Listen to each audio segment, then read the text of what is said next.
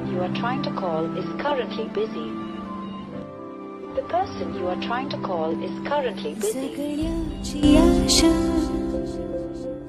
या मनाची भाषा तू न बोलता ना ऐकता समजून घेना स्वप्न जेवलीस? मी तुझ्यात दंग